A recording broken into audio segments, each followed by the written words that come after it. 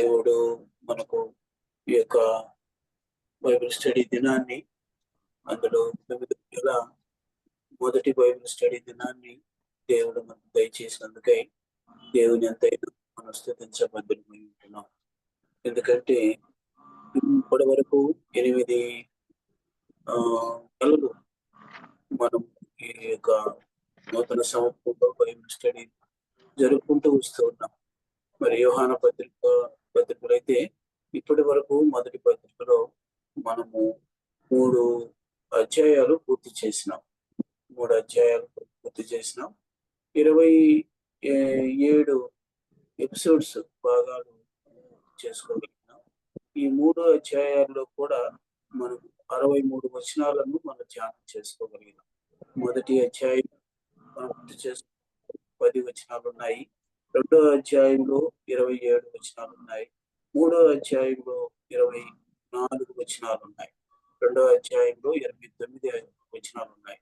ఇలాగూ మొత్తము 63 వచనాలను మనము 27 ఎపిసోడ్స్ లో మనం పూర్తి చేసుకోగలిగినాం. పిల్లరా, మరి దేవుడు మనకి ఇచ్చినటువంటి మంచి అవకాశాన్ని బట్టి మనము ఈ యొక్క యోహాను పత్రికలు కేవలము యోహాను భక్తుడు విశ్వాసులకు ఈ విషయాలను రాస్తూ వచ్చాడు కనుక అందులో ఆయన సువార్త రాశాడు, ఈ పత్రికలు రాశాడు, అదే సమయంలో ప్రకటన గ్రంథం కూడా రాశాడు. ఇంత విస్తృతంగా ప్రభుతో కూడా ఉన్న శిష్యులతో ఈయనొక్కడే ఇంతగా ఆయన ఈ యొక్క పత్రికలను అయితేనేమి, సువార్త అయితేనేమి, అలాగే ప్రకటన గ్రంథం అయితేనేమి వ్రాయగలిగినాడు. కాబట్టి మనము ఆయన చేసినటువంటి ఆయన చేత వ్రాయించినటువంటి దేవాది దేవుని ఎంతైనా స్తుతించబద్ధులమై ఉంటున్నాం.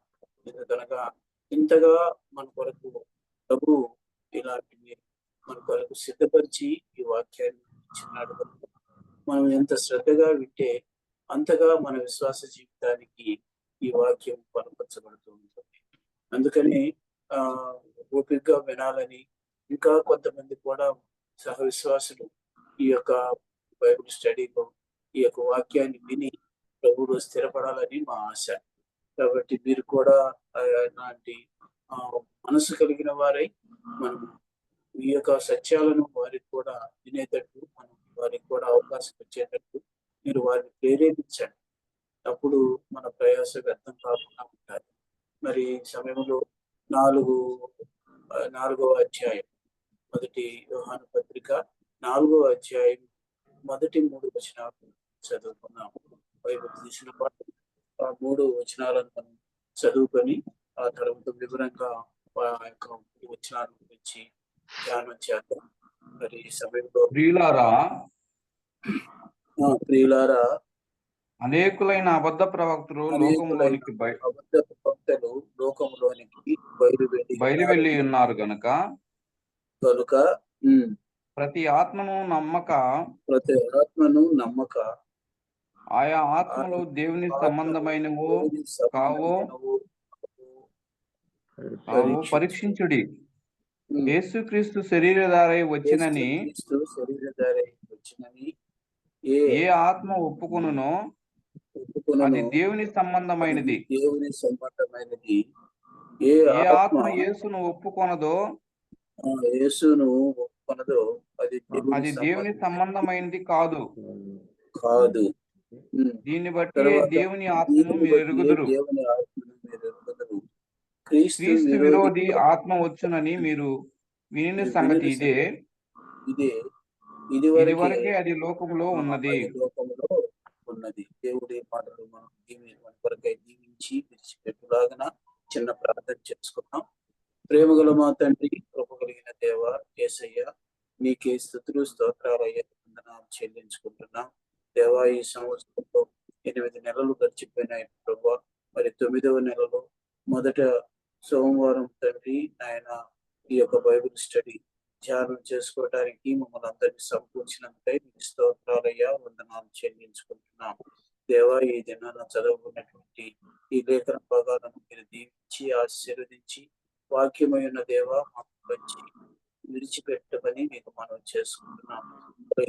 నిష్ప్రయోజకమైనటువంటి నన్ను కూడా జ్ఞాపకం చేసుకుని మీ పునరుద్ధాన శక్తిని బట్టి, ఆత్మ నింపుదలను బట్టి మీ వాక్యము ప్రకటన చేయటానికి సహాయం చేయండి.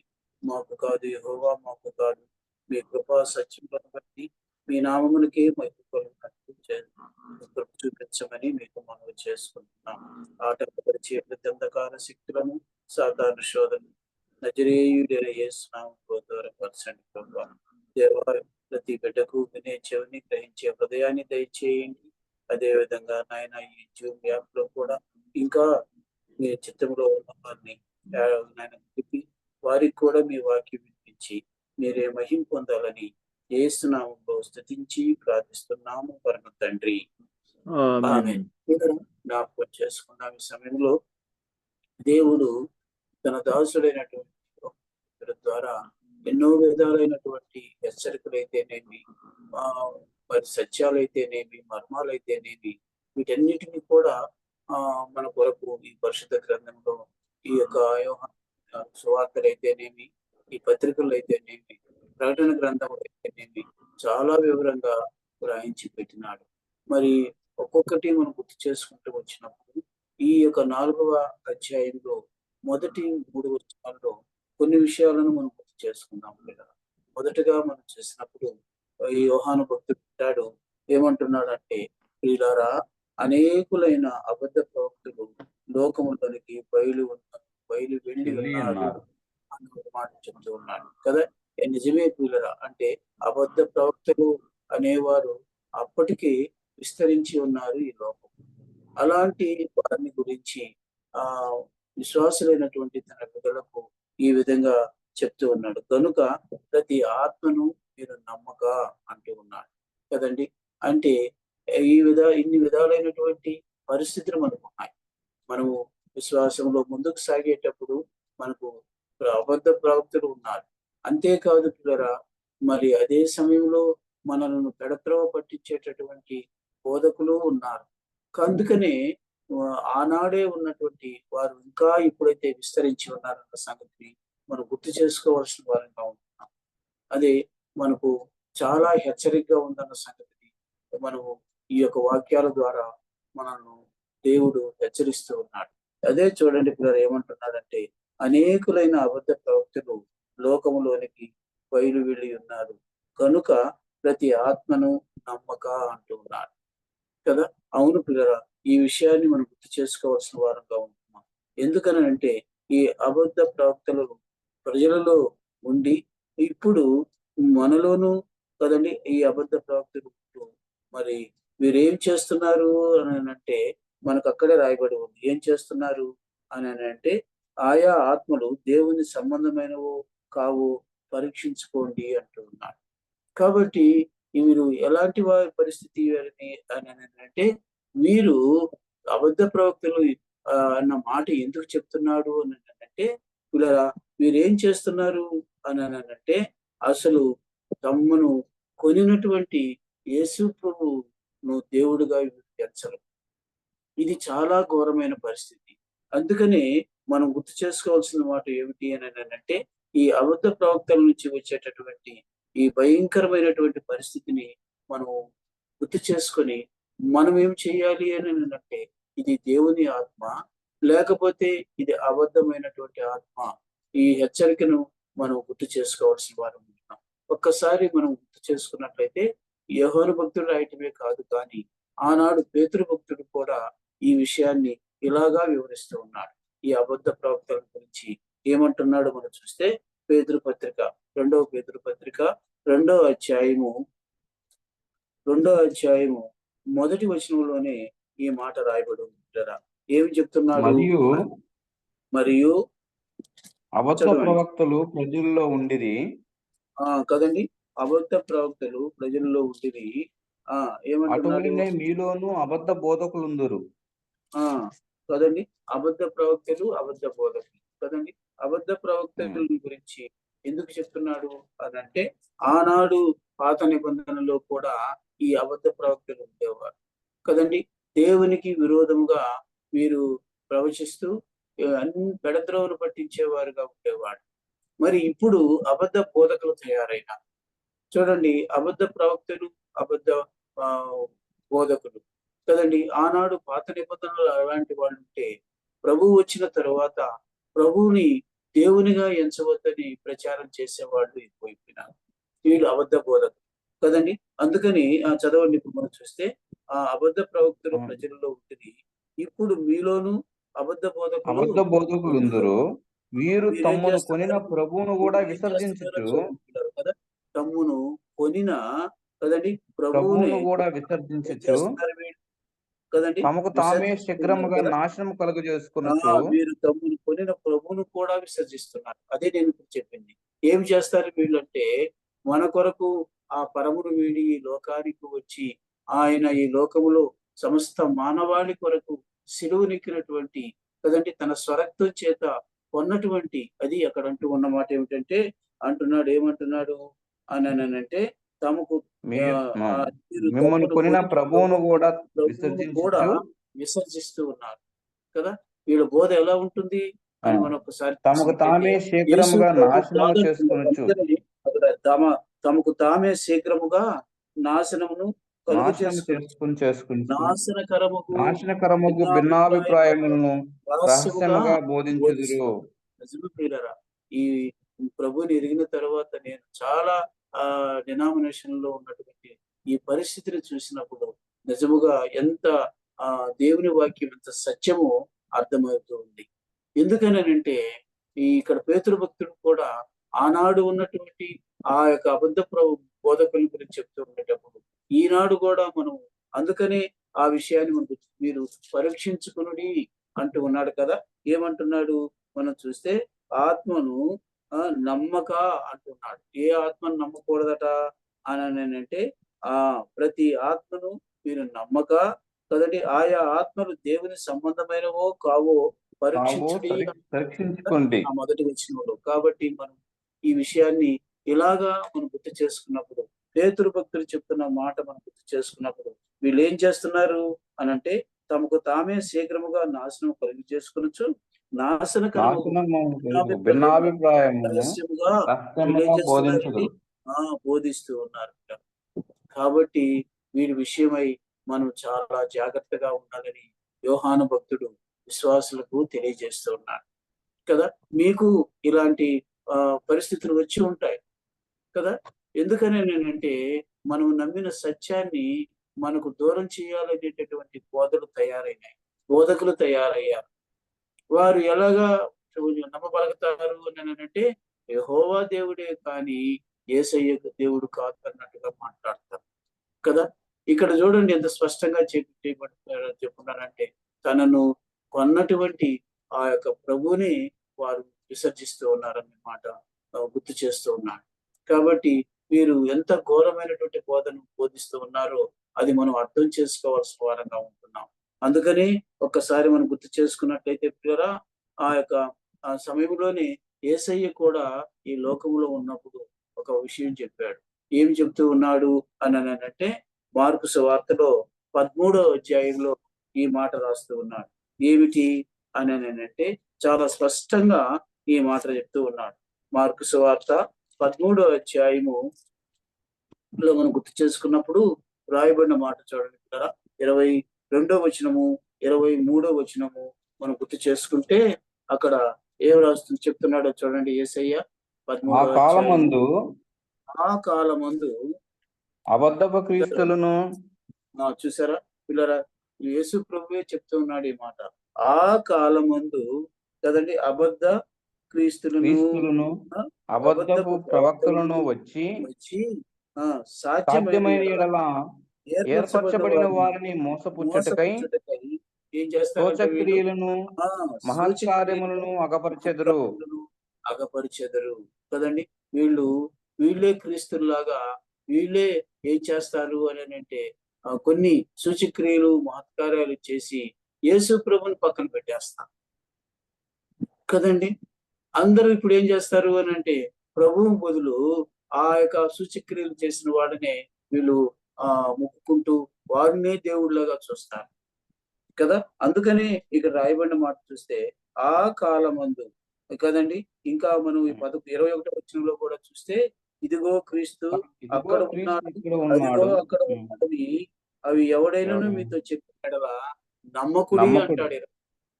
22వ వచనానికి వచ్చేటప్పటికి ఆ కాలముందు అబద్ధపు క్రీస్తులను కదండి, అబద్ధపు ప్రవక్తలను వచ్చి సాధ్యమైన యెడల ఏం చేస్తారంట? ఏర్పరచబడిన వారెవరు? మనమే కదండి. మనం ఈ లోకంలో నుంచి మనం ఏర్పరచబడిన వారం కనుక, అంటే యేసునందు విశ్వాసం ఉంచిన వారిని కూడా పెడత్రోవన పట్టిస్తారు. అందుకని అక్కడ అంటున్నాడు, మోసపుచ్చుటకై సూచక క్రియలను మహత్కార్యములను మహత్కార్యములను జరిగించెదరు. అగపరచెదరు. 23వ వచనం చూసినట్లయితే మీరు మీరు జాగ్రత్తగా జాగ్రత్తగా ఉండుడి. ఉండుడి. ఇదిగో ఇదిగో సమస్తమును సమస్తమును మీతో ముందుగానే ముందుగా చెప్పి చెప్పి ఉన్నాను. ఉన్నాను. యేసయ్యే చెప్పాడు. తర్వాత పేతురు భక్తుడు చెప్తూ ఉన్నాడు. మనం ధ్యానం చేస్తున్నటువంటి యోహాను భక్తుడు కూడా చెప్తూ ఉన్నాడు. ఏమని చెప్తున్నాడు అననంటే, మీరు ఎంతగా బరి తెగించిన వారుగా ఉంటారు అని అంటే, మనం గుర్తు చేసుకున్నప్పుడు పిల్లరా, అలాగా ప్రభువుని విసర్జిస్తారు అనేది మనకు ఆ యొక్క పేతురు భక్తుడు చెప్తూ ఉన్నాడు కదండి. అందుకనే యేసయ్య కూడా చెప్తున్నాడు, మీరు జాగ్రత్తగా ఉండండి అంటాడు. మనకు ఆ యొక్క నమ్మక నమ్మద్దు అంటాడు యోహాను భక్తుడైతే. కాబట్టి ప్రియులారా, ఇంకా గుర్తు చేసుకున్నట్టయితే వీళ్ళు ఎంతగా వీళ్ళు బోధిస్తారు అని అంటే, మనం గుర్తు చేసుకున్నప్పుడు ప్రియులారా, పేతురు భక్తుడు అపోస్తుల కార్యాల్లో ఈ విషయం చెప్తాడు. చూస్తారా? అపోస్తుల కార్యాలు 13వ అధ్యాయంలో యేసు వారేం చేశారు అనంటే, పుట్టుకుంటువానికి పేతురు, యోహానులు శృంగారపు దేవాలయంలోకి వెళుతూ ఉండేటప్పుడు అక్కడ పుట్టుకుంటూ వాడు కూర్చొని ఉన్నాడు. భిక్షం ఎత్తుకుంటూ ఉన్నాడు. అతన్ని చూసిన తరువాత వారిద్దరికి అతనికి సహాయం చేయాలన్నటువంటి మనసు వచ్చింది. అందుకని అతని దగ్గరకు పోయి వారు చేసిన పని ఏమిటంటే, నువ్వు మా వైపు చూడు అని అన్నారు. అతడు ఏదైనా వాళ్ళ దగ్గర దొరుకుతుందేమోనని అతడు లక్ష్యముంచినాడు. అవన్నీ అక్కడ రాసి ఉన్నాయండి. లక్ష్యముంచినాడు. అప్పుడు వారు అన్నారు, మా దగ్గర వెండి బంగారంలో లేవు, కానీ మేము కలిగినది నీకు ఇస్తున్నాం. ఏమిటి అనంటే, నజరేయుడైన యేసు నామములో లేచి నడువు అని అన్నారు. కుడి చెయ్యిని ఇచ్చినారు. అతడు లేచి గంతులు వేస్తూ అతడు దేవుని దేవాలయంలోనికి వెళ్ళి దేవుని స్తుతిస్తూ ఉన్నాడు. అక్కడి నుంచి మొదలైంది. ఏం మొదలైందంటే, అక్కడ ఉన్నటువంటి అనేకులు కదండి, బాగు చేసినటువంటి పేతురు, యోహానుల మీద వారు ఒక విధంగా చెప్పాలి అంటే వారిని నానా విధాలుగా ఇబ్బంది పెట్టడం మొదలుపెట్టినారు. ఇప్పుడు చూడండి పిల్లలు, అపోస్తల కార్యాలు చూస్తే ఎలా ఉందో చూడండి. అలా మాట్లాడుతూ ఉంటే పేతురు భక్తుడు ఇలా అంటున్నాడు. 3వ అధ్యాయము 12వ వచనంలో మనం చూసినప్పుడు, 12వ వచనం చదువుకుందాం పిల్లరా. అక్కడ పేతురు చూడండి దీనిని చూచి ఎంత స్పష్టంగా చెప్తూ ఉన్నాడు అని అంటే, పేతురు దీనిని చూచి ప్రజలతో ఇట్లా నేను వారితో ఇట్లా నేను ఏమంటున్నాడో చూడండి పిల్లరా. చదవండి, 12వ వచనం చదివితే, ఇశ్రాయేలులారా, మీరు వీని విషయమై ఎందుకు ఆశ్చర్యపడుచున్నారు? కదండి, ఎందుకు ఈ పుట్టివాడు బాగుపడ్డాడని మీరు ఆశ్చర్యపడుతూ ఉన్నారు? ఇంకా మా సొంత శక్తి చేతనైనను భక్తి చేతనైనను నడవను వీనికి బలమిచ్చినట్టుగా మీరెందుకు మా తట్టు తేరి చూచుచున్నారు? మా తట్టు తేరి చూచుచున్నారు. అబ్రహాము, ఇస్సాకు, యాకోబు అనువారి దేవుడు అనగా మన పితరుల దేవుడు తన సేవకుడైన యేసును మహింపరిచి ఉన్నాడు కదండి. ఎవరట మహింపరిచింది యేసయ్యను? కదండి, అబ్రహాము, ఇస్సాకు, యాకోబుల దేవుడైనటువంటి యెహోవా దేవుడు తన ప్రియకుమారుడైనటువంటి యేసయ్యను మహింపరిచి ఉన్నాడని స్పష్టంగా జనాల మధ్య పేతురు భక్తుడు చెప్తూ ఉన్నాడు. ఇంకా చూడండి, మహింపరిచి ఉన్నాడు. మీరు ఆయనను ఏం చేస్తున్నారు? అప్పగించితిరి. పిలాతు ఆయన్ని విడుదల చేయుటకు నిశ్చయించినప్పుడు మీరు అతని ఎదుట ఆయనను నిరాకరించితిరి కదా. మీరు పరిశుద్ధుడును నీతిమంతుడునైన వాణ్ణి నిరాకరించి నరహంతకుడైన మనిషిని మీకు అనుగ్రహించమని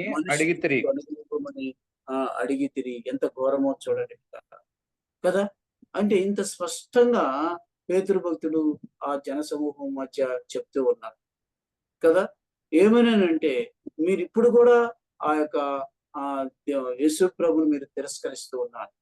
కదండి. శక్తిమంతుడైన దేవుడు, నజరేయుడైన యేసు నామములో అతన్ని బాగు చేసినటువంటి ఆ ప్రభువుని మీరు విసర్జిస్తూ ఉన్నారు. అంతేకాదు ఇంకా అంటున్నాడు కదండి, నీతిమంతుడైన వారిని నిరాకరించి నరహంతకుడైన మనుషుని కదంటే మీకు అనుగ్రహింపమని అడిగితిరి.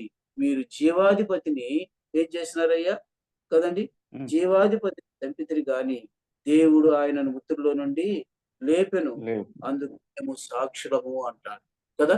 ఇంత స్పష్టంగా ఎందుకు చెప్తూ ఉన్నాడు అని అంటే ఆనాడు వారు అంతగా ప్రభువును వ్యతిరేకించినారు కదండి. ఇలాగే ఈ దినాల్లో కూడా ఇదే బోధ, ఏ బోధ అది అంటే ఆ అబద్ధ బోధ మొదలయ్యి ఈనాడు యేసయ్యను కూడా తిరస్కరించేవారుగా ఉంటారు. మతోన్మాదులు ఒక పక్క ఉంటే కదండి, ఈ క్రైస్తవులను చెప్పుకునే వారు కూడా ఇలాంటి మార్గాన్ని తప్పిన వారుగా ఉన్నారన్న సంగతిని మనం గుర్తెరగాల్సిన వారుగా ఉన్నాం. అందుకని ఈ వాక్య భాగాన్ని తెలియజేస్తూ ఉన్నాను. ఆనాడు ఉన్నారు, ఈనాడు కూడా ఉన్నారు. అందుకని ఇలా మనము చాలా జాగ్రత్తగా మనము మన విశ్వాస జీవితాన్ని ముందుకు కొనసాగించాల్సిన వారంగా ఉంది. క్రీస్తు విరోధులు అది తర్వాత వస్తుంది కదా. అయితే అబద్ధ బోధకులు ఉన్నారన్న సంగతిని మనం గుర్తు చేసుకొని మీరు నమ్మకండి అన్న మాట మొదటి వచనంలో ఉంది కనుక నమ్మకండి. అంతేకాదు అది దేవుని సంబంధమైనదో కాదో అన్నటువంటి ఆ ఆత్మను కూడా మీరు గుర్తిరిగి పరీక్షించండి. ఈ రెండు విషయాలు మనకు మొదటి వచనంలో 4వ అధ్యాయం మొదటి వచనంలో మనకు చేయబడింది. అందుకు ప్రియులారా, అవును, ఆయనను సరైన రీతిలో మనము ఆ బోధను ఎరిగి మనము సరిగా నడుచుకోకపోతే ఎలా ఉంటది? యేసయ్యే హెచ్చరిస్తూ ఉన్నాడు. చూస్తారా నాతో పాటు మత్తయి సువార్తలో మనం గుర్తు చేసుకున్నట్టయితే 10వ అధ్యాయంలో, మత్తయి సువార్త 10వ అధ్యాయము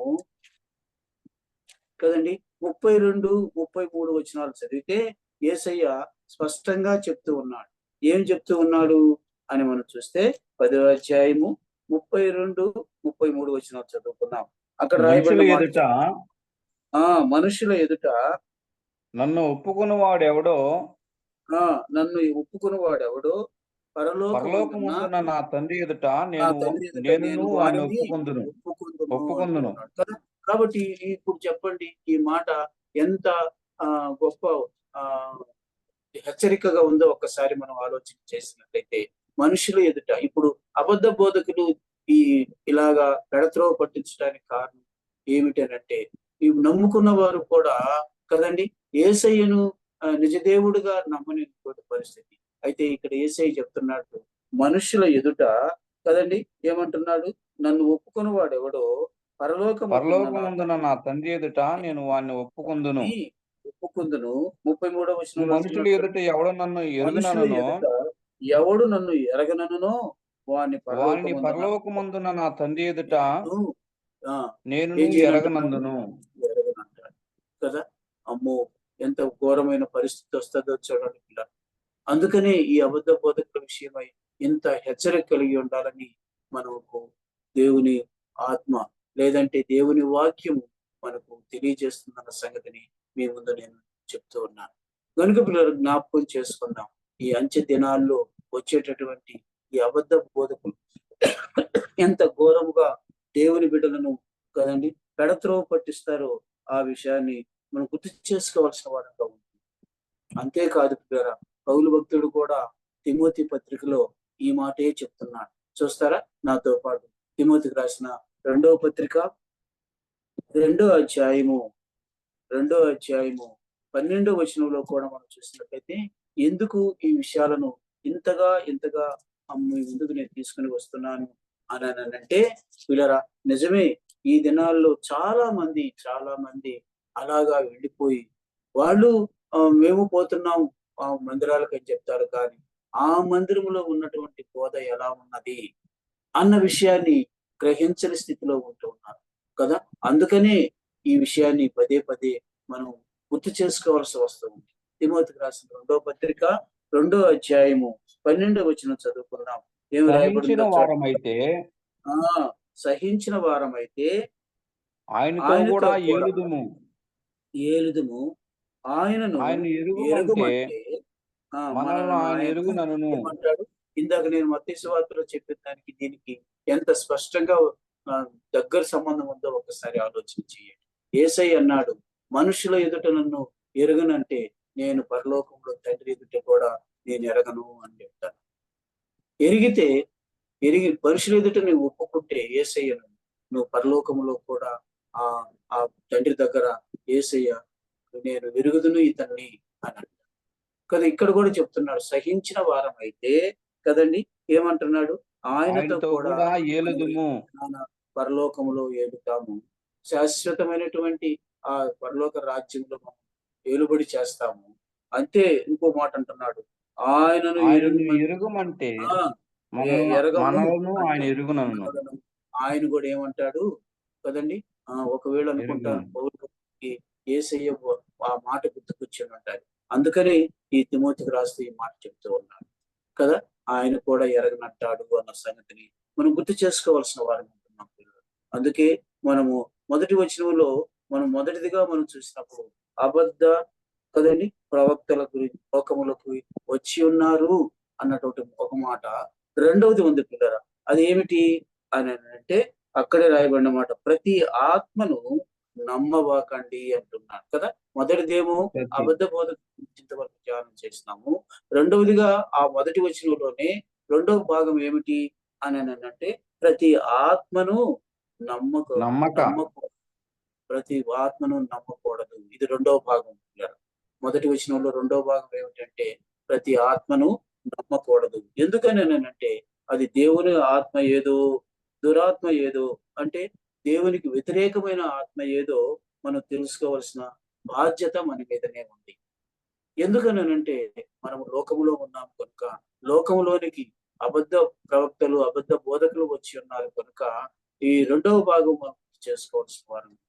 ప్రతి ఆత్మను నమ్మక, ఏది దేవుని ఆత్మ, ఏది దేవునికి విరోధమైన ఆత్మ అనేది మనం గుర్తు చేసుకోవాల్సిన వారము. ఎందుకనంటే మనకు స్పష్టంగా మనకు దేవుడు ఈ యొక్క పరిశుద్ధ గ్రంథాన్ని ఇచ్చున్నాడు. ఈ పరిశుద్ధ గ్రంథంలో మొదటి నుంచి చివరి వరకు కూడా యేసుక్రీస్తే ఉన్నారు. నేను ఈ మధ్య ఈ 66 గ్రంథాల్లో యేసుక్రీస్తు అన్నట్టు దాన్ని ఒక బుక్ లో రాసుకుంటూ ఉంటే ప్రతి గ్రంథంలో కూడా ఒక విధంగా ప్రతి అధ్యాయంలో కూడా యేసుక్రీస్తు మనకు కనిపిస్తాడండి. కాబట్టి యేసుక్రీస్తు లేనిదే మనకు పరలోకం లేదు. ఈ విషయాన్ని గ్రహించండి. అయితే ఇక్కడ మనం చూసినట్టయితే అది ఇలా ఈ అబద్ధ బోధకులు బోధించేటటువంటి బోధ విషయంలో మనం జాగ్రత్త కలిగి ఉండటమే, నమ్మకుండా ఉండటమే కాకుండా మనం ఒక్కటి గుర్తు చేసుకోవాల్సిన వారు ఏమిటి అని అంటే అది దేవుని ఆత్మ, దేవునికి విరోధమైన ఆత్మ అన్న విషయాన్ని మనం గుర్తు చేసుకో. ఎందుకంటే ఎప్పుడో ఈ రెండు ఆత్మలు లోకంలోకి వచ్చి ఉన్నాయి కాబట్టి ఈ దేవునికి విరోధమైన ఆత్మ కూడా ఎంతో శీఘ్రంగా పనిచేస్తూ ఉన్నాయి కనుక మనము ఈ విషయాలను గుర్తుపెట్టుకోవాల్సిన వారం ఉంటుంది. ఎందుకనంటే పిల్లరా, ఇది మనం తెలుసుకోలేకపోతే మనము ఇబ్బంది పడిపోతాం, దేవునికి దూరం అయిపోతాం, అసలు సత్యాన్ని మనం వదిలిపెట్టిన వారు ఉంటాం. అందుకనే పిల్లరా, ఈ యొక్క తప్పుడు సిద్ధాంతాలతో బోధించే మనుషులను ఈ యొక్క క్రీస్తు విరోధమైనటువంటి ఆత్మలు పిల్లరా ప్రేరేపిస్తూ ఉంటారు. గనుక ఈ విషయాన్ని మనం గుర్తు చేసుకోవాల్సిన వారు. ఎందుకని అంటే పౌలు భక్తుడే కొరింథీ సంఘానికి రాస్తూ ఈ మాట రాస్తాడు. కొరింథీయులకు రాసిన 2వ పత్రికలో మనం గుర్తు చేసుకున్నట్లయితే 11వ అధ్యాయంలో చూడండి పిల్లరా, కొరింథీయులకు రాసిన 2వ పత్రిక 11వ అధ్యాయములో మనం గుర్తు చేసుకున్నప్పుడు 13వ వచనం నుంచి చదువుకుందాం. అక్కడ చూడండి పౌలు భక్తుడు ఎంత స్పష్టంగా ఏలయనగా అట్టి వారు క్రీస్తు యొక్క అపోస్తుల వేషము ధరించుకుని వారై ఉండి. చూడండి పిల్లలు ఎలాగ వస్తారంట వీళ్ళు అని అంటే అట్టి వారు ఎలాగ వస్తారు అని మనం గుర్తు చేసుకున్నట్లయితే అపోస్తుల వేషము ధరించుకుని వారై ఉండి, అపోస్తులలో వేషము ధరించుకున్న వారై ఉండి దొంగ అపోస్తులను మోసగాండ్రగు పనివారునై ఉన్నారు. ఒకసారి మనం గుర్తు చేసుకున్నట్లయితే నేను ఎవరి పేర్లు ఎవరి గురించి చెప్పలేదు, కానీ మొత్తానికి మనకు ఆ యొక్క ఆలోచన అనేది, ఆ యొక్క తలంపు అనేది ఆ యొక్క మనస్సు అనేది మనకు కలిగి ఉండాలి. అప్పుడు మాత్రమే మనం గ్రహించగలుగుతాం. అందుకని ఇక్కడ మరొకసారి చూసినట్లయితే అట్టి వారు క్రీస్తు యొక్క అపోస్తలుల వేషం ధరించుకున్న వారై ఉండి దొంగ అపోస్తలులను మోసగాండ్రుగా పనివారినై పనివారినై ఉన్నారు. మరి ఇక్కడ అంటున్నాడు, ఇది ఆశ్చర్యం కాదు. ఎందుకని 14 వచనంలో చూసినట్లయితే ఇది ఆశ్చర్యం కాదు. సాతాను సాతాను తానే తానే వెలుగుదూత వేషము వెలుగుదేవత వేషం ధరించుకొనుచున్నాడు ధరించుకొనుచున్నాడు కదండి. కనుక చూసారా పిల్లరా? అంతేకాదు ఇంకా అంటున్నాడు కనుక వారి వారు పరిచారకులను పరిచారకులను నీతి పరిచారకుల వేషం వేషము ధరించుకొనుట గొప్ప సంగతి కాదు. కాదు అంటారు. వారి క్రియల చొప్పున వారికి అంతం వారికి కలుగును. అంతము అయితే కలుగును. ఈ లోపల జరిగిపోయేటటువంటి నష్టం ఉంటాయి. ఎందుకు ఏమి నష్టం ఉంటది అంటే నిజముగా ప్రభు నిరిగి ప్రభు వెంబడిస్తూ ఉన్నటువంటి వారు ఈ యొక్క వెలుగు వేషం వేసుకుని వచ్చినటువంటి వీరు బోధగాని విన్నారు, లేకపోతే వారి వెంట వెళ్ళారు అనుకోండి, అసలు ప్రభుని దూరం చేసుకుంటారు. అందుకనే ముందుగా మనమే గ్రహించి అలాగూ ఈ వీరి యొక్క మోసము, వీరి యొక్క వేషమును మనం గ్రహించిన వారమై మనం చాలా జాగ్రత్తగా ఉండాలన్న సంగతిని ఇక్కడ పౌలు భక్తుడు చెప్తూ ఉన్నాడు పిల్లరా. కాబట్టి ఆలోచన చేద్దాం. వీరు ఏం చేస్తారు అని అంటే అంతగా మోసపరచడానికి వీరు అంత తెలివి జ్ఞానం కలిగి ఉంటారు. ఎందుకని వీళ్ళు సాతాను యొక్క సంబంధులు కనుక. అదే రాయబడి ఉంది కదా. ఏం రాయబడి ఉంది అని అంటే సాతానుకి వీరు ఏమై ఉన్నారు? 14 వచనంలో ఇది ఆశ్చర్యం కాదు. సాతాను తానే వెలుగుదూత వేషము ధరించుకొనుచున్నాడు కదండి. ఎవరు జ్ఞాపకం చేసుకుని వెలుగుదోష వేషం వేసుకొని నేనే అంటూ వస్తాను కదండి. అసలు మొదటికే మోసం వచ్చేటట్టుగా చేస్తాడు. కొన్ని బోధలు, కొన్ని పుస్తకాలు చూసినప్పుడు పిల్లరా అనిపించింది, నిజమే కదా, ఎంత ఘోరమైనటువంటి పరిస్థితి ఇది అని అనిపిస్తుంది. అవన్నీ చెప్పుకుంటే మనకు మరలా మన మైండే చెడిపోద్దేమో అనిపిస్తుంది. అంతగా క్రీస్తు విరోధులు తయారైన బోధకులు తయారైన ఇదిగో కావాలంటే పుస్తకం చూపిస్తారు, ఇదే అని చెప్తారు కదండి. అది ఎలా ఉంటాయిదంటే వాక్యానికి దగ్గరగా ఉన్నట్లే ఉంటుంది వాళ్ళ బోధ. కానీ పిల్లరా అదంతా కూడా మోసమున్న సంగతిని మనం గ్రహించాల్సిన వారంగా ఉంటూ ఉన్నాం కదా. అందుకనే పిల్లరా ఇంకో దగ్గర కూడా ఈ యొక్క కడవరి దినాలను గురించి మరి పౌలు భక్తుడే తిమోతికి రాస్తూ ఈ మాట అంటాడు. చూస్తారా, మొదటి తిమోతి పత్రిక 4వ అధ్యాయంలో ఈ మాట రాయబడి ఉంది. చూడండి పిల్లరా, మొదటి తిమోతి పత్రిక 4వ అధ్యాయము మొదట 5 వచనాలు చదివినట్లయితే ఈ కడవరి దినాలను గురించి అక్కడ రాస్తూ ఈ యొక్క అబద్ధ బోధకుల గురించి చెప్తూ ఉన్నాడు. ఏం చెప్తాడో చూడండి పిల్లరా. అయితే కడవరి దినములలో కొందరు అబద్ధుల వేషధారణ వలన మోసపరుచు ఆత్మల యందును లక్ష్యమిచ్చి విశ్వాస భ్రష్టులగుతున్నారు కదండి. ఆత్మ తేటగా చెప్పుచున్నాడు అని ఆత్మ తేటగా చెప్పుచున్నాడు. ఈ సహోదరుడా సహోదరి ఇంత స్పష్టంగా దేవుని వాక్యం మనకు హెచ్చరిక చేస్తూ ఉన్నాడు కదా. బాగా ఆలోచన చేసినట్లయితే నిజమే కదా. ఈ దినాల్లో ఒక్కసారి మీకు కూడా అనుభవంలోకి వచ్చి ఉండొచ్చు ఈ మాట వింటున్నది మీకు.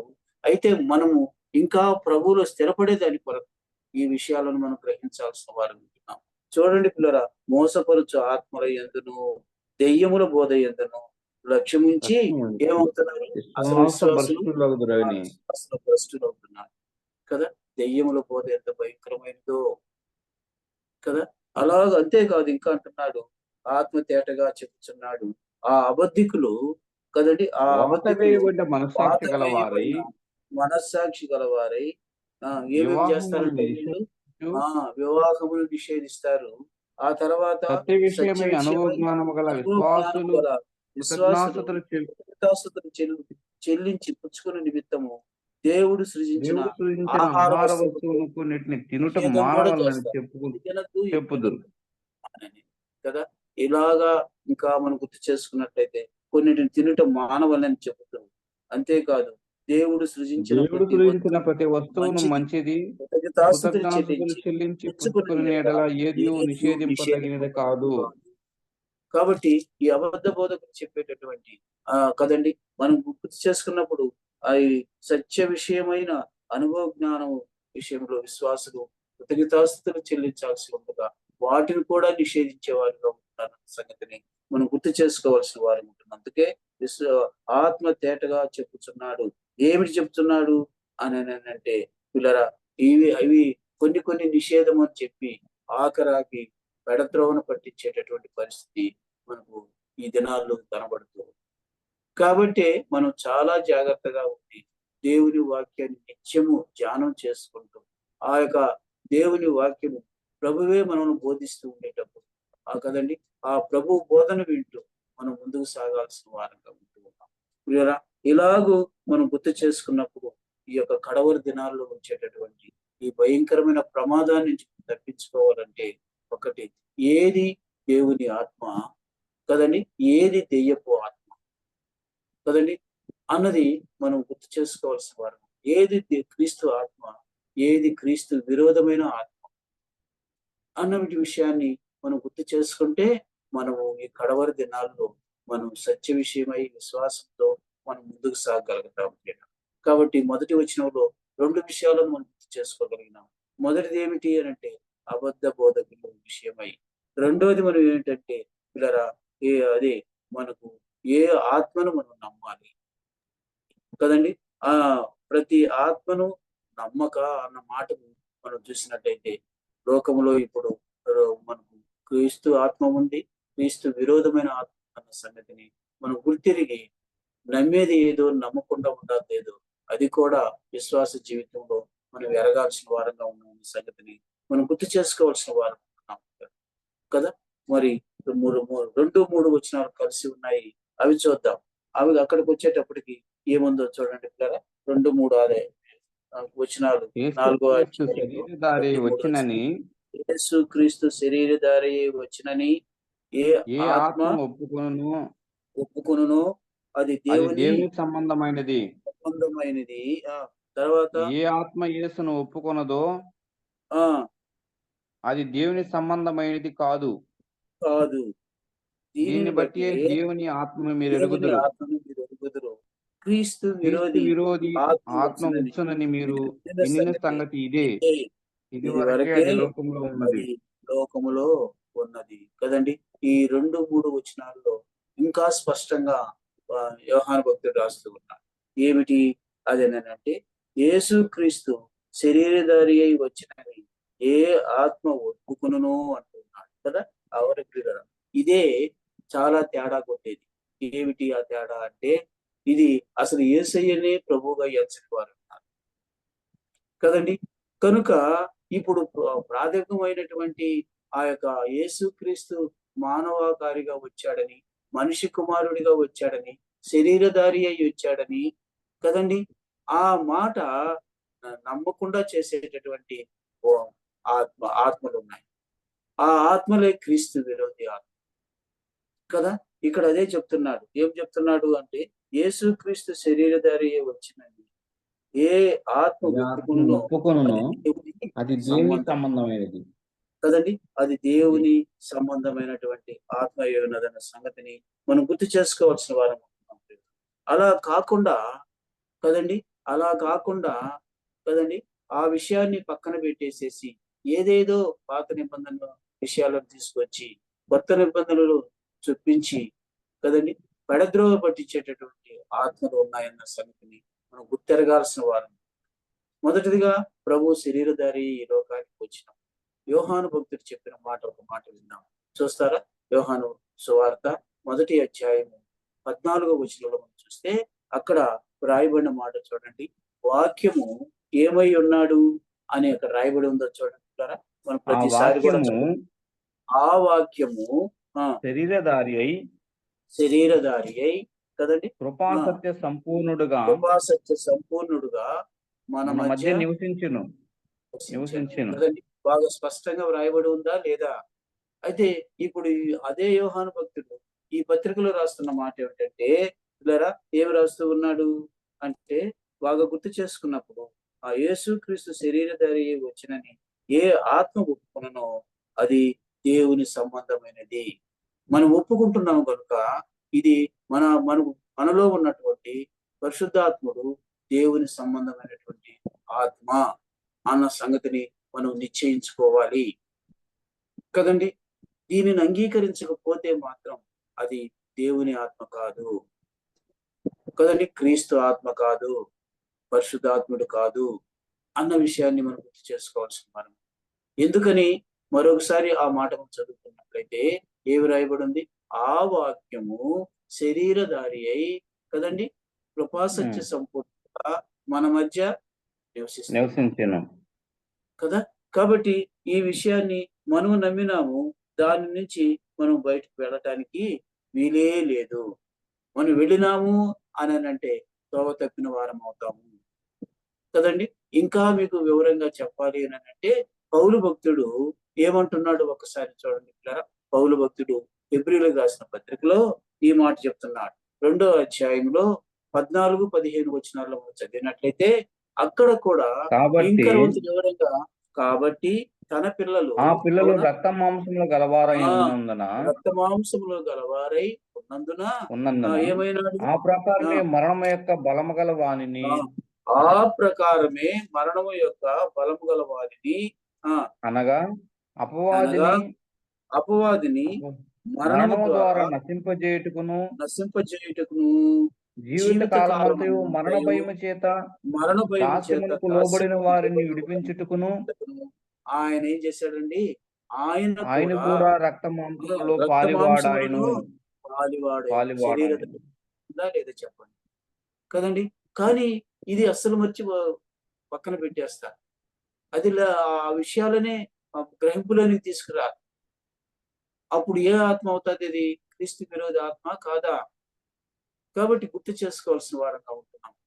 అక్కడ మనం చూసినట్టయితే శరీరధారి అయి కృపాసత్య సంపూర్ణుడుగా మన మధ్య నివసించాడు అన్నమాట. అంటే ఇక్కడ మనం చూసినట్లయితే తన పిల్లలు రక్త మాంసములలో గలవారైనందున ఆ దాస్యపు ఆ స్థితి నుంచి మనల్ని విడుదల చేసేదాని కొరకు ఆ ప్రభు కదండి, ఆ నిత్య రాజ్యములో ఉన్నటువంటి సింహాసనాసీనుడై ఉన్నటువంటి ఆ యేసయ్య ఏం చేసినాడు అని అంటే రక్త మాంసములలో పాలుపడేది.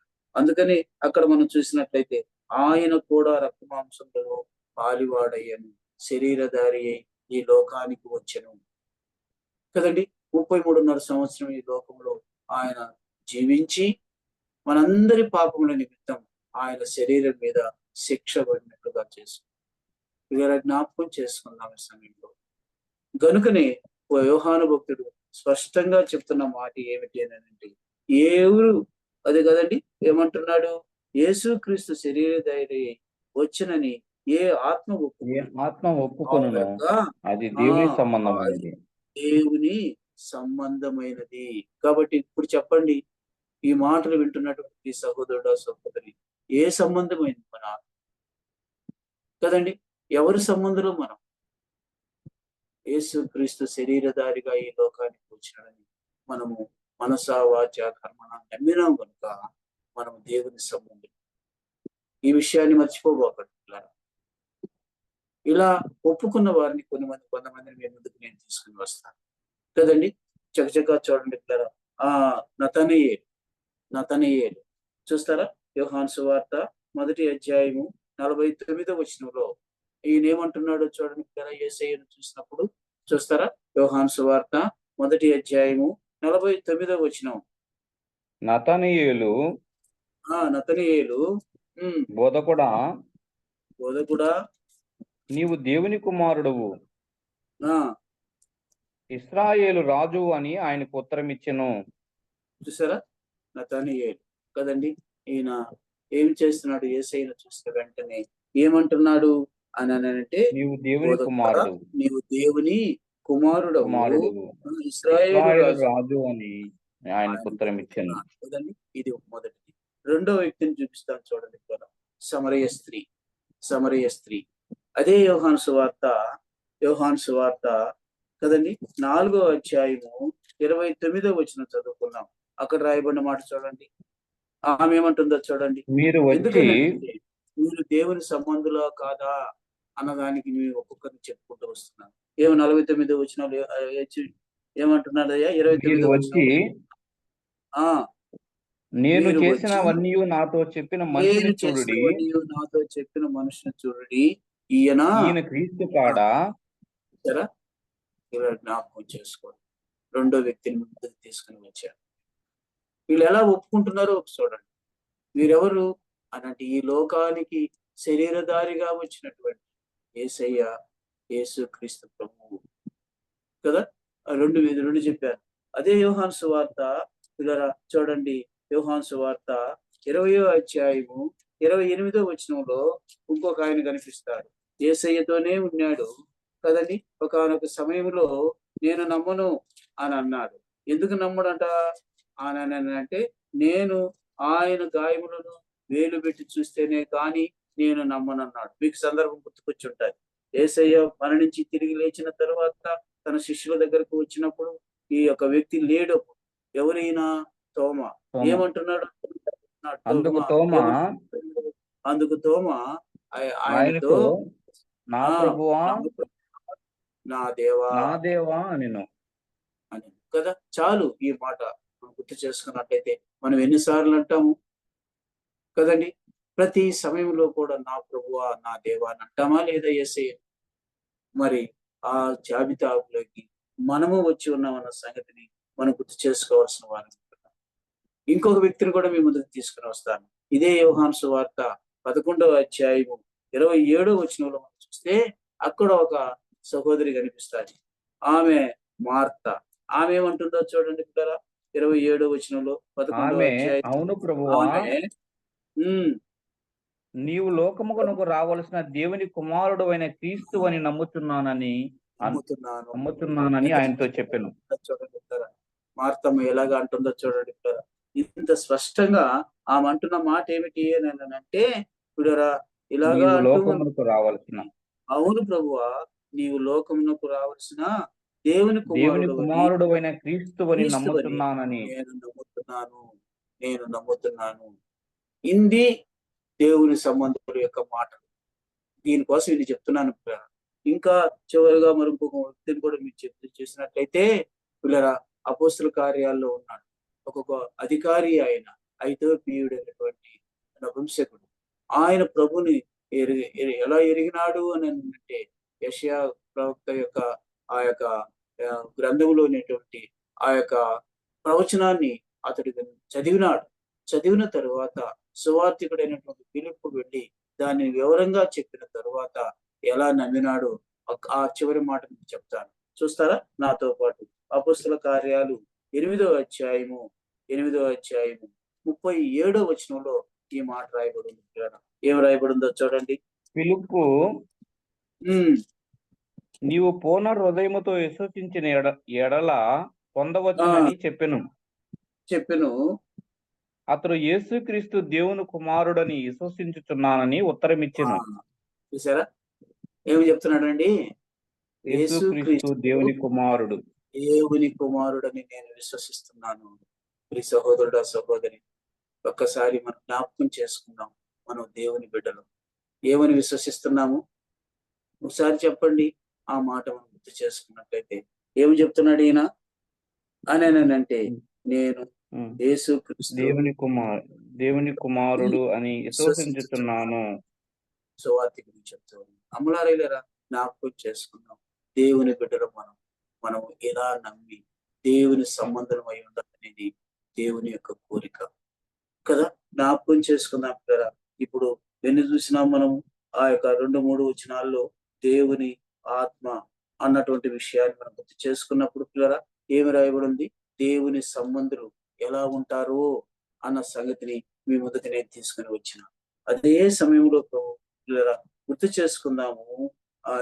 మనం గుర్తు చేసుకున్నట్లయితే యేసు ప్రభు ఏమాట రాయబడి ఉంది 2-3 వచనాల్లో మనం చూసినట్లయితే, ఏ ఆత్మ యేసును ఒప్పుకొనదో అది దేవుని సంబంధమైనది కాదు. దేవుని సంబంధం గురించి ఇంతవరకు నేను చెప్పిన. ఏ ఆత్మ అయితే ఒప్పుకోదో ఏమని ఒప్పుకోదు అని అంటే, దేవుని కుమారుడని ఒప్పుకోనదు, అది దేవుని సంబంధమైనది కాదు అన్న విషయాన్ని మనం గుర్తు చేసుకోవాల్సిన వారు. స్పష్టంగా ఈ మాట రాయబడి ఉంది పిల్లరా. కాబట్టి మనం చాలా జాగ్రత్తగా మన విశ్వాస జీవితాన్ని ముందుకు కొనసాగించాల్సిన వారంగా ఉంటున్నాం. మూడవదిగా మనం చూసినట్లయితే అక్కడే రాయబడి ఉంది. ఏమి రాయబడి ఉంది అంటే ఆత్మను ఒప్పుకొనదు, అది దేవుని సంబంధమైనది కాదు. దీనిని బట్టి దేవుని ఆత్మను మీరు ఎరుగుదురు. క్రీస్తు విరోధి ఆత్మ వచ్చునని మీరు విన్న సంగతి అదే. ఇది వరకే అది లోకములోనికి వచ్చి ఉన్నది. కనుక క్రీస్తు విరోధి, ధర్మ విరోధి అని కూడా పౌలు భక్తుడు ఈ యొక్క విషయాన్ని చెప్తూ ఉన్నాడు. ధర్మ విరోధి, క్రీస్తు విరోధి కదండి, అంత్యక్రీస్తు అని కూడా లేఖనాలు చెప్తూ ఉన్నాయి. కాబట్టి ఈ యొక్క విషయాన్ని మనం గుర్తు చేసుకోవాల్సిన వారంగా సహోదరుడు సహోదరి ఆలోచన చెయ్యి. ఈ విషయంలో మనం జాగ్రత్త కలిగి ముందుకు సాగాలి. అందుకనే చివరిగా ఈ విషయం చెప్పి ముగిస్తారు. ఏమిటి అదంటే తెస్సలోనిక పత్రికలో పౌలు భక్తుడు చెప్పిన మాట చూస్తారా? ఆ మాట మనం గుర్తు చేసుకున్నట్లయితే తెస్సలోనిక పత్రిక 2వ తెస్సలోనిక పత్రిక 2వ అధ్యాయము 4వ వచనం చదువుతాం. ఏం రాయబడిందో చూడండి. తెస్సలోనిక రాసిన పత్రిక 2వ పత్రిక ఏది దేవుడు అనబడునో, ఏది పూజించబడునో దానంతటిని ఎదిరించుచు దానికంతటికి పైగా వాడు తన్ను తానే హెచ్చించుకొనుచు తాను దేవుడునని తన్ను కనపరుచుకొనుచు దేవుని ఆలయంలో కూర్చుండును గనుక ఏ విధమైన ఎవడను మిమ్మల్ని మోసపరచనీయకుడి. కదండి. ఇంతకు ముందు కూడా అనుకున్నాం మనం కదండి. ఏం చేస్తాడు క్రీస్తు విరోధి అని అంటే వాడే వచ్చి కూర్చుంటా. ఇది కడవరి దినాల్లో జరిగే పరిస్థితి. నేనే క్రీస్తును అని అంటాడు. 2000 సంవత్సరాల క్రితం ఈ లోకానికి వచ్చి ఆయన మానవులందరి కొరకు ఆ శిలువలో బలియాగమైనటువంటి యేసయ్యను పక్కన పెట్టి, దేవుని ఆత్మను పక్కన పెట్టి ఈ క్రీస్తు విరోధి ఇలా కూర్చుంటాడు కదా. వీడు కూర్చొని అంతా నేనే అని అంటాడు. అందుకని తగు జాగ్రత్త మనం కలిగి ఉండాలని దేవుడు హెచ్చరిస్తూ ఉన్నాడు. పౌలు కూడా అంటున్నాడు. ఏమంటున్నాడు? ఏ విధముగానైనను ఎవడును మిమ్మను మోసపరచనీయకుడి అంటున్నాడు కదా. 7వ వచనంలో కూడా మనం చూసినట్లయితే ఇక్కడ అంటున్నాడు ధర్మ విరోధి అంటున్నాడు. ఆ మాట చూడండి. ధర్మ విరోధమైన సంబంధమైన మర్మము ఇప్పటికే ఏమై ఉంది? 7వ వచనంలో మనం చూసినప్పుడు ధర్మ విరోధి గాని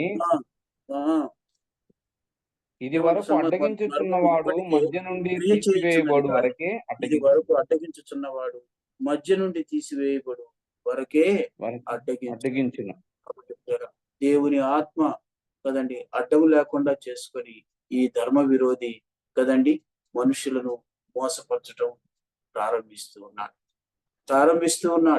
ప్రారంభించాడు కూడా.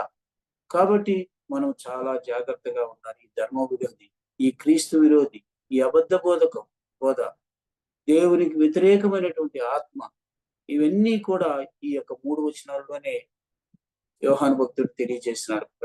కాబట్టి దేవుని బిడ్డలైనటువంటి మనం చాలా చాలా చాలా జాగ్రత్తగా కదండి మనము ఏది నమ్మకూడదో, ఏది నమ్మాలో ఆ విషయాలు కూడా ఈ యొక్క వాక్యంలో మనం తెలియజేయబడింది కనుక మనము అన్ని విషయాల్లో కూడా ప్రార్థనాపూర్వకంగా మన విశ్వాసాన్ని మనం కొనసాగించుకుంటూ, అదే కదండి రాయబడిన మాట ఏమిటి అని అంటే కదండి, ఆయన విశ్వాసమునకు కర్త, దాన్ని కొనసాగించేవాడిని యేసు వైపు చూస్తూ మనం ముందుకు సాగాల్సిన వారు.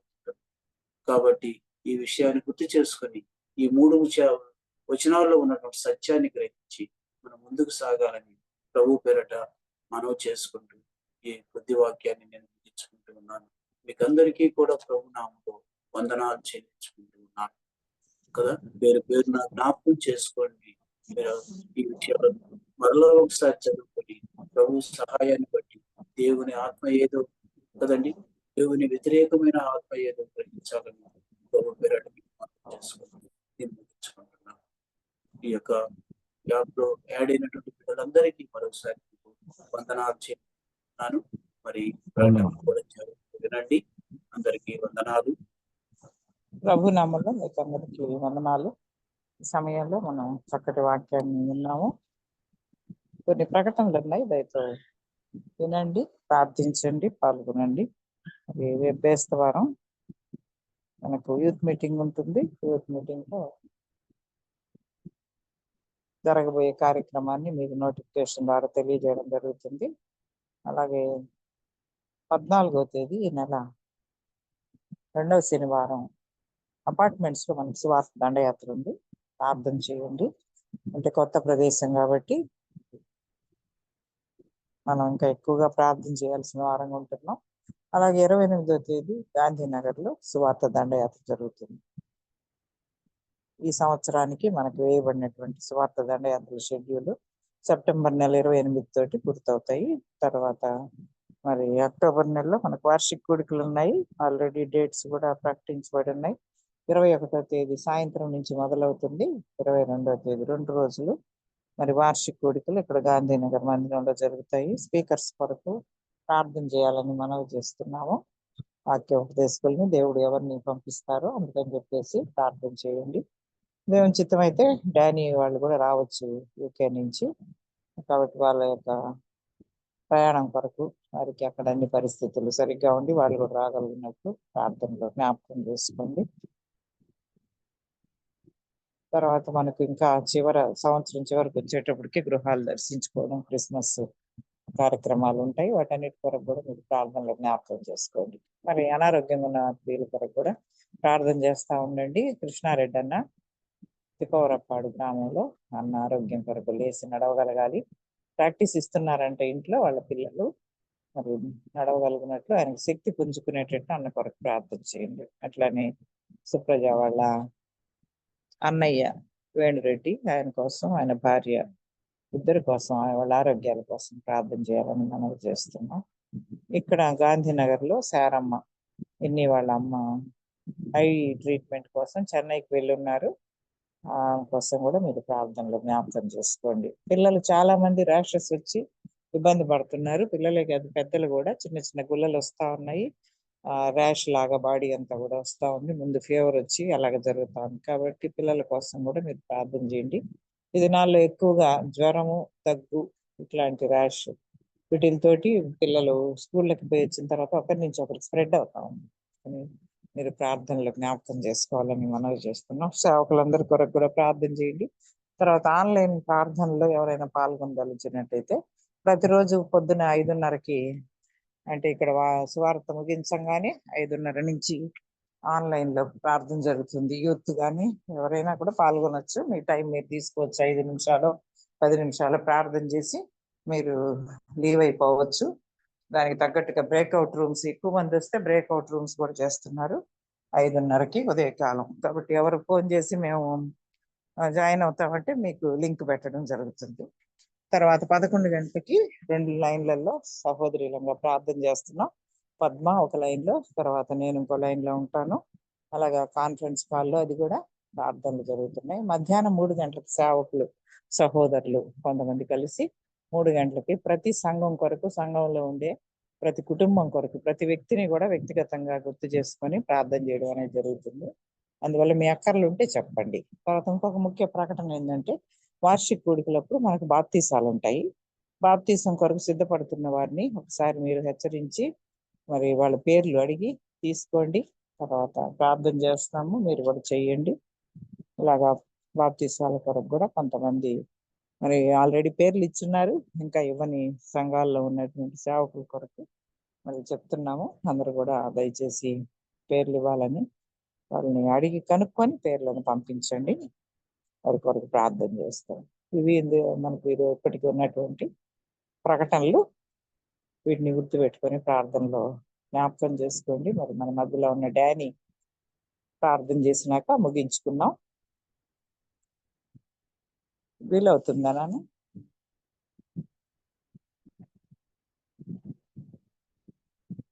డానీ వర్క్ లో ఉన్నావా?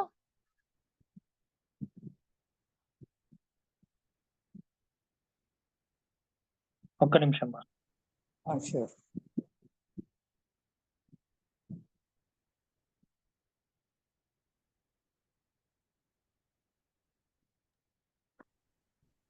ప్రార్థన చేసుకుందాం.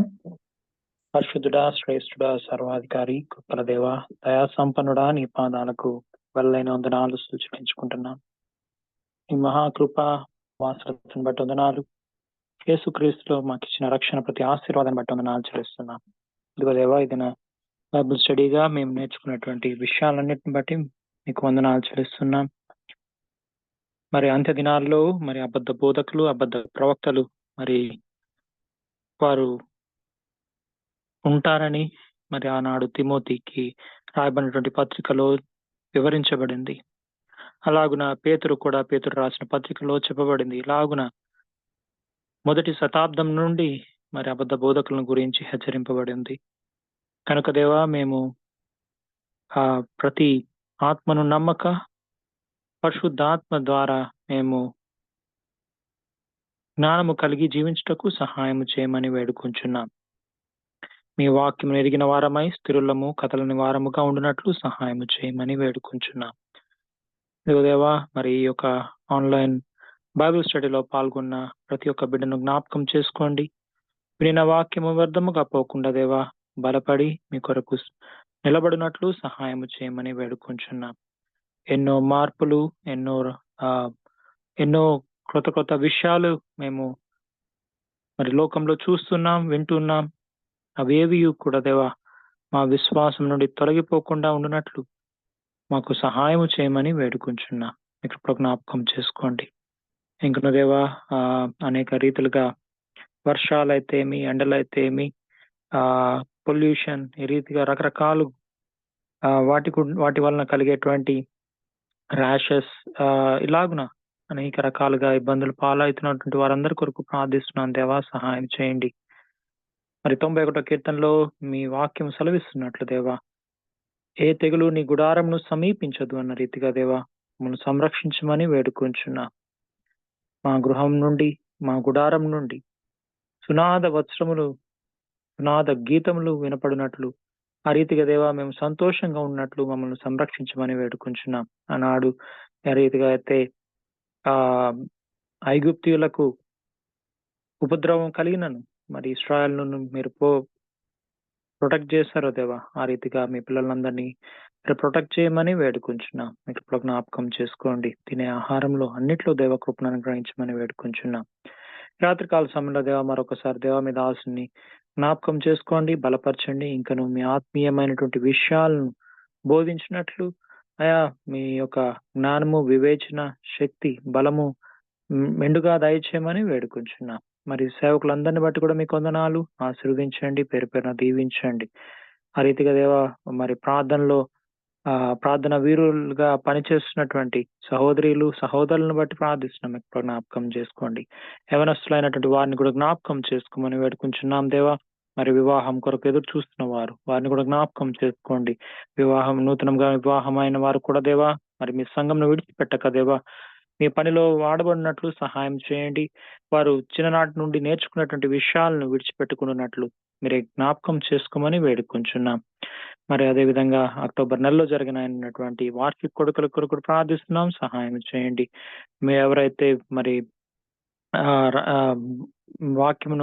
వాక్య పరిచయం చేయడానికి రానై ఉంటున్నారు దేవా, సేవకులు మీరు సిద్ధపరచమని వేడుకుంటున్నాం. రీతిగా పేరు పేరును ఆశీర్వదించండి, దీవించమని వేడుకొంచు.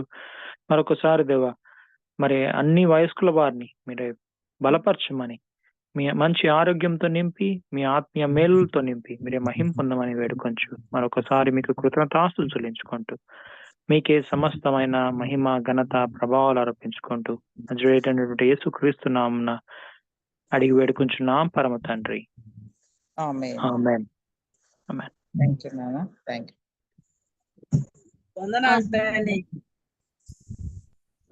ఉన్నారక్క?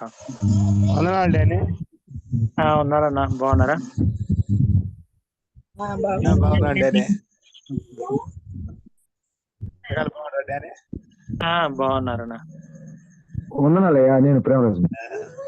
ప్రేమరాజు అన్న వందనాలన్నా.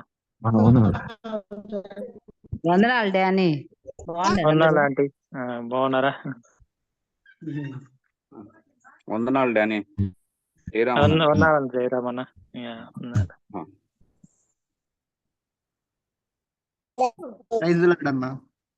Praise Lord, praise Lord. అయ్యా వందనాలు అయ్యా, బాగున్నారయ్యా? బాగున్నాం అక్క, బాగున్నారా? బాగున్నాం అయ్యా. పిల్లలు యాని అందరూ బాగున్నారయ్యా? బాగున్నారు, బాగున్నారు.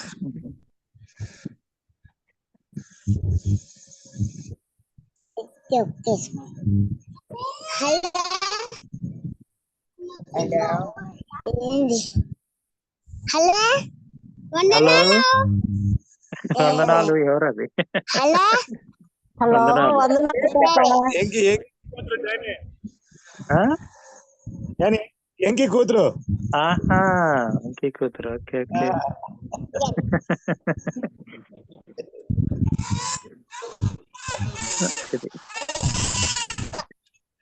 Okay okay.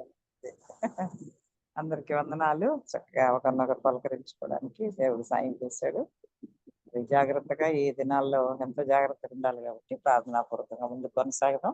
ముఖ్యంగా స్వార్థ సేవల కొరకు మీ ప్రార్థనలో జ్ఞాపకం చేసుకోండి. Thank you. అందరికీ వందనాలు.